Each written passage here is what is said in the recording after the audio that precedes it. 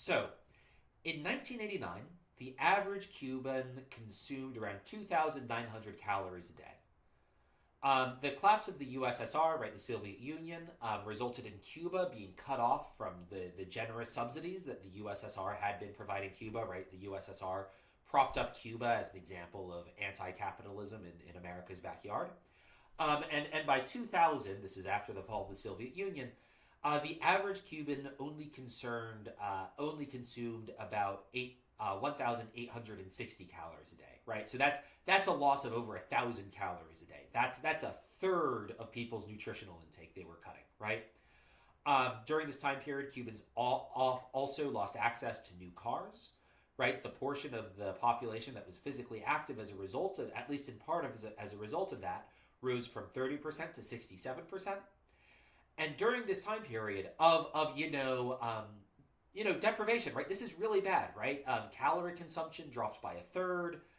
People are losing access to cars, so they need to be more physically active, but they might prefer to be driving a car to walking.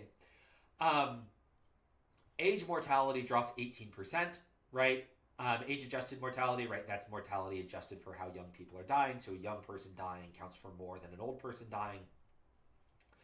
Diabetes-related mortality dropped 51%, and heart disease-related mortality dropped 35%. And this was in large part due to a reduction in obesity among the Cuban population. Now, there's some questions about whether these numbers can be trusted, right? There's real questions about whether you can trust numbers out of an authoritarian regime. You can argue that this is a few days after Trump fired the head of the Bureau of Labor Statistics. This lecture, to be clear, is recorded a few days after Trump fired the head of the Bureau of Labor Statistics for coming up with jobs numbers he didn't like, right? So there's a real question about whether you can trust numbers coming out of authoritarian regimes, because authoritarian regimes do the sorts of things that Trump just did with the Bureau of Labor Statistics, where either they intentionally cook the books, or just by firing people who give them bad numbers, they end up indirectly cooking the books.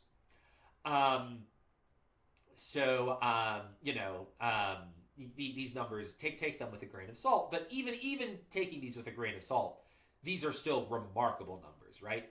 And so by many measures, by health measures, Cubans were better off.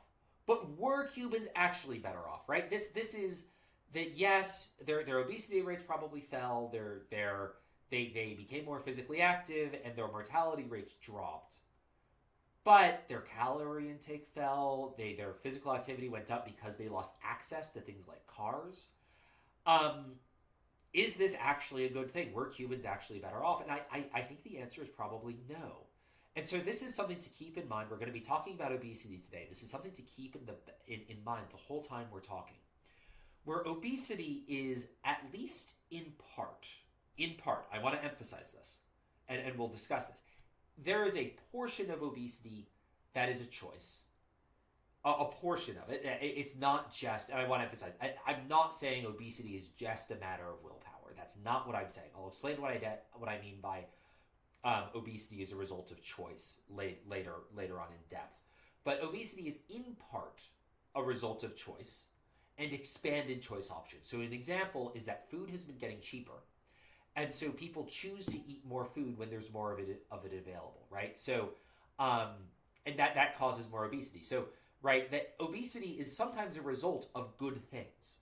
And so obesity is a problem, but it's potentially a problem that comes from people doing what they love and being able to do things they like, right? So, yes, taxing sugary drinks a soda tax may reduce obesity.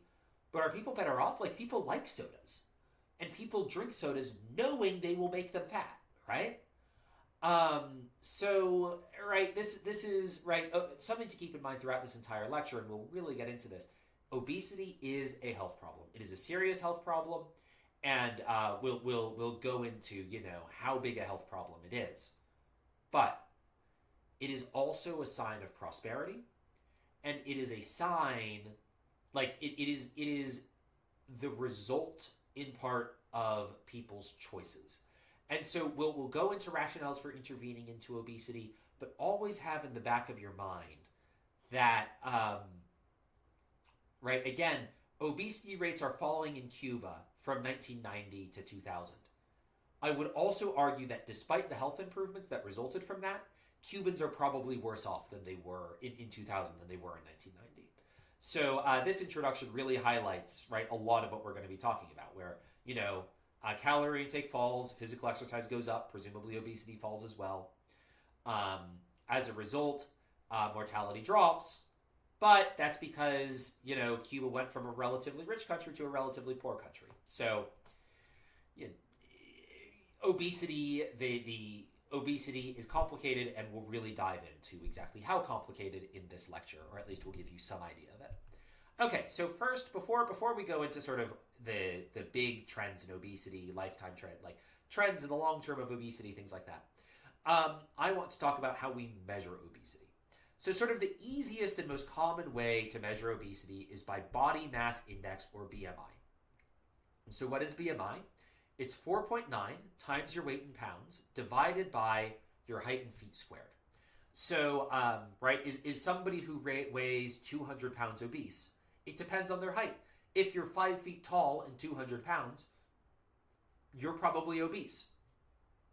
If you're 7 feet tall and 200 pounds, you might be underweight, right? So I'm about 210 pounds and I'm 6'3". I am not obese, right? But I'm also not. In a moment, I will complain about BMI, and you will understand. I'm sure many of you will understand how reasonable my plight is. And so, what is the definition of obese? A person is considered obese if their BMI is over 30, right? So 4.9 times your weight in pounds divided by your weight in feet squared is more than 30. You are considered obese, right? In case you're curious where that 4.9 comes from, it's because BMI is actually calculated using kilograms and meters in height, and that 4.9 is the conversion factor between pounds over feet squared to kilograms over meters squared. You are considered underweight if your BMI is under 18, and you are considered overweight if your BMI is between 25 and 30. So this is not a great measure of weight, right? It can't distinguish between fat and muscle. So like bodybuilders or people in the world's strongest man competition would be considered obese, right? And this is because they have so much muscle that they can lift tractors, right? And throw trees and do stuff like that, right? So really muscular people are likely to come off as obese here, which is not right. Obesity is really about having excess body fat and unhealthy amounts of body fat. If you have muscle, that's a sign of health, not a sign of unhealth. It treats all body types the same. So for example, there are people who are stocky, which is not the same as fat, right? There are people who are broad-shouldered, and their bones, right, their physical frame takes up more space, right? So I have a friend who is also 6'3", right? We're the exact same height, except I'm relatively thin, just naturally. Like his shoulders are broader than mine, right? His rib cage expands more than mine does. His hips are wider, right? His bone structure, we're the same height, but his bones are wider than mine are, right? He just literally, his bone structure stretches out more horizontally than mine does, right? BMI treats us the same, even though I am narrower than he is, right? And so, for example, right, people from America, Samoa, or certain Polynesian islands, right, are huge, right? Like think of The Rock. Right? They just naturally have big frames. They may register as obese even when they're not, just because they're super wide, and I don't mean fat, I mean like broad-shouldered, right? They're broad-shouldered, big rib cages, right? They may be perfectly fit, but still come off as overweight or obese because they're wide, right? And versus somebody who's who's naturally very narrow, could be obese despite not weighing all that much for their height, if their bone frame is really narrow, right? So, right. Someone, for instance, maybe someone from China, where people on average have sort of narrower frames than people from Polynesia do. You may undercount obesity there if you use BMI because they are, they're narrower, right? BMI also does not perfectly adjust for height, right? It does break down for people who are tall. And, right, so if you're 7 feet tall, BMI is not a useful measure for determining whether you're obese. And most importantly, the real reason BMI is a terrible member for obesity is because I am overweight by the BMI definition. And so it must be wrong, right? I can see you all nodding in agreement right now. Yes, and well, to be honest, like you guys have been seeing me through a screen, but I'm in pretty good shape. I'm certainly not, in any meaningful sense overweight. Nonetheless, by BMI, I am overweight, and part of that is due to body type, and part of that is, again, I'm 6'3", BMI sort of breaks down for people that tall, it stops working so well. I have a friend who is 230 pounds, or maybe 250 of solid muscle, like the man's a moving mountain. This is the guy I mentioned earlier, who's my exact same height, he's just broader. And he is considered obese by BMI. Because he's so muscular and his frame is so broad. He's huge, right? He's just massive. Like his like we're the same height, and actually because I'm thinner, people think I'm taller. But like he like just I can only imagine what it would be like looking up at him, because I mean I look side to side and I'm like, my God, you could pop my head like a grape. Again, right, BMI is not a great measure, right? It doesn't handle different body types well, and it doesn't handle height super well, and it does not distinguish between fat and muscle. So, other measures of obesity, better, like, that people use. Some are better, some are worse. One is waist circumference, right? So you just take measure around the narrowest part of your waist, right? If you're 35 inches, if your waist is 35 or higher inches, you're obese for a woman. If it's 40 or more inches, you're obese for a guy. Again, doesn't take height into consideration, doesn't take frame into consideration, right? It's very imperfect. Body fat percentage, this is kind of really what obesity is about in a lot of ways. And the problem with these methods is that they're more expensive than just wrapping a cord around your waist, a tape measure around your waist, or taking your height and taking your weight, right?